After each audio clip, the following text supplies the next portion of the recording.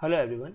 So today we'll be solving a question range sum query mutable, which is day 18 of June LeetCode challenge. And the question is like, given an integer array nums, handle multiple queries of the following types.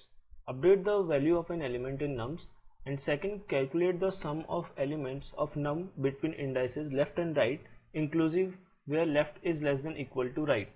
So we are given an array and we need to find the sum of element from left to right given in the array of queries.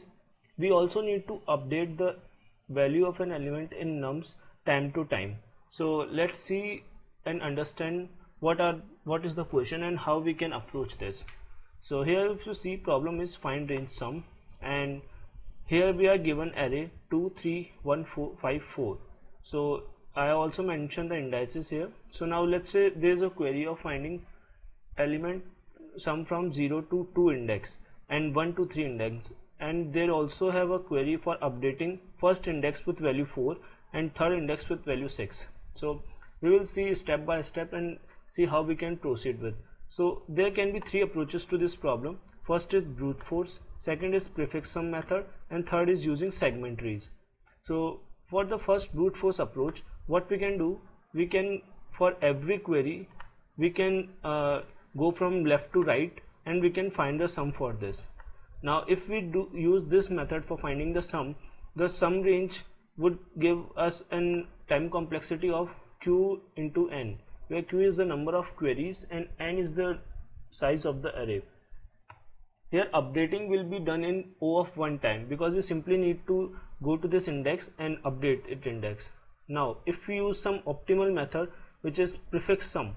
So in prefix sum, what we will do, we will create an array sum which will store the sum till ith index. So initially for the 0th index sum was 2. For the first index sum will be this index plus what was the previous sum. So previous was 2 and this was 3, so it will evaluate to 5. Hence we will write 5 for the index 1. Now for index 2, 5 was the previous sum and 1 is the sum for 1 is the value of this element, so together it makes 6. And similarly we will create this array. Now if we need to find sum from I and j, we can simply run this statement sum of I minus sum of I minus 1, and it will give us the sum for this range. So how this works is that, let's say we want to find sum from first index to third index. So what we will do, we will find the overall sum till the third index, and we will decrement the sum till 0 index. So we are left with the sum of 1 to third index. It will not work for this case where I is 0, but we can handle that. But in this case, finding the range sum will be O of 1, but updating would take O of n time. And if the updating operations are more frequent and more than the range operations, then it would not be a good approach. So what we can do, we can go for the third approach, which are segment trees. So how we can use segment tree, we will see this later, but let's understand what are segment tree first. So segment tree is a tree. So let's say we have an array here and we want to make a segment tree for this array. So for this array, the segment tree will look like this whole tree. So here we will store the nodes as the sum of indices. So for 0 to 4 indices we have this sum. Now we will divide it into two halves. Now this 2 3 1 is 0 to 2, and the rest 3 to 4 will be here. Now for this 2 3 1 we divide it further. So 2 3 is from 0 1 and the index, and the 1 is second index. And similarly we will divide the tree until we get elements at leaf level with the individual elements.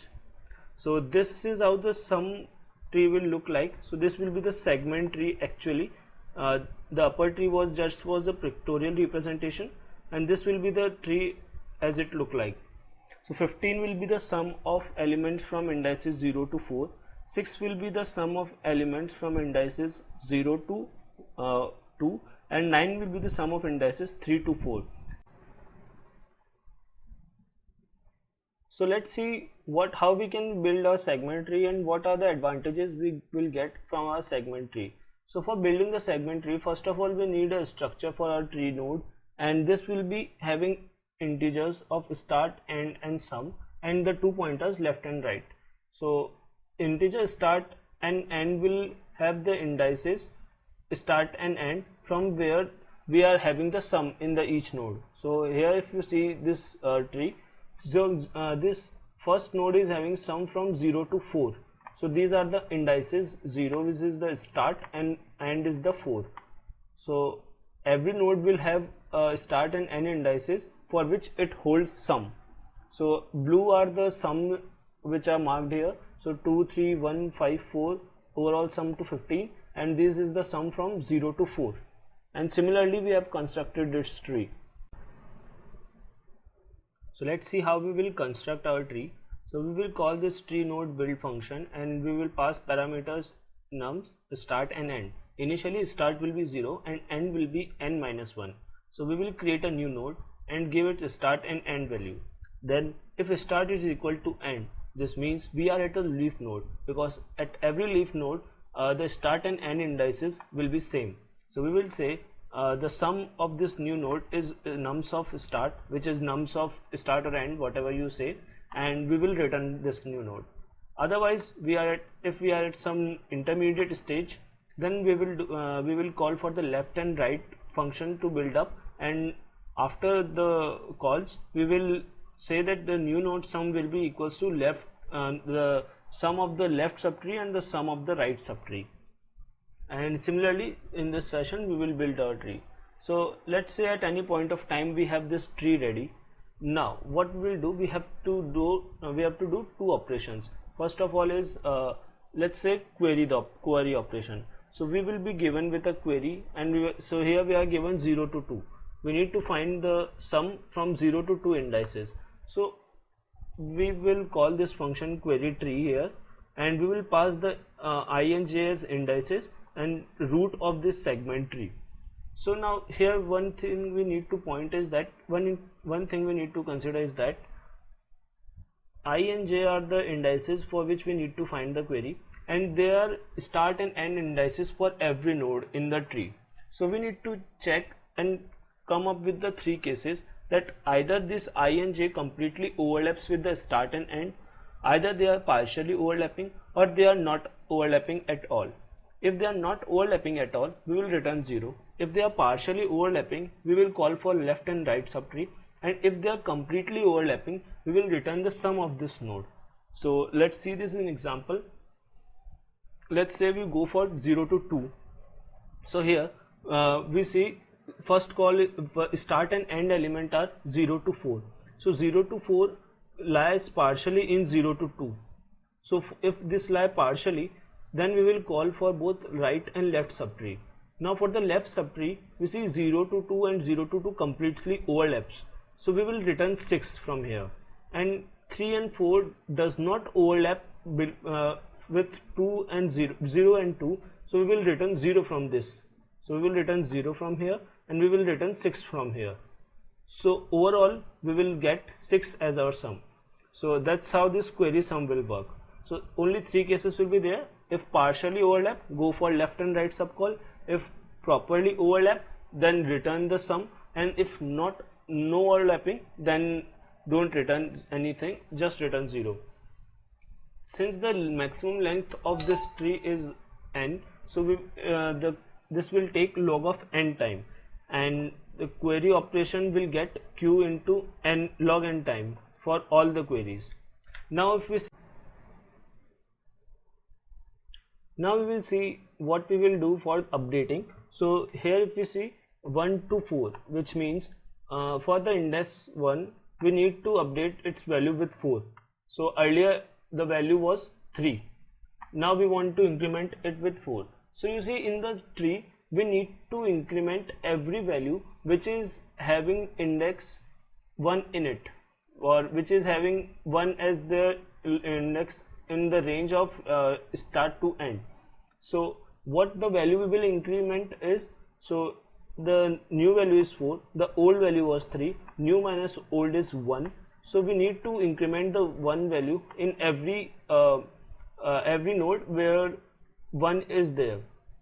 So programmatically how we will do is that here if you see we will say if start of I root of start is equal to I and root of end is equal to I, so we will go to the leaf node for this index. So we will go to 1 1, and here what we do, if this is the case, then we find the difference. So difference here is root value minus root of sum. So value was 4 which we want to change, and root sum was earlier 3, so difference comes out to be 1. So this one difference is there. Now what we do, we will say root of this sum is 12, so we will say root of this sum is 4. Now we will have overwritten this value and we will return this difference because we want to add this difference to the every call. So if you see, now this sum will be added to all the successive calls. So now here 5 will be added to 1, which will be 6 then. Now this 6 will be added, now this will be added here, and it will be 7 then, because 6 plus 1 is 7 here, and 7 plus 4, so 7 plus 9 will be 16 here. So this is how we will update. So it will take big O of n log n time complexity for each update operation, and if they are U update operations, so it will be U of log n, and for the query we have seen, it is Q of log n. So that's how we will do. Thank you everyone.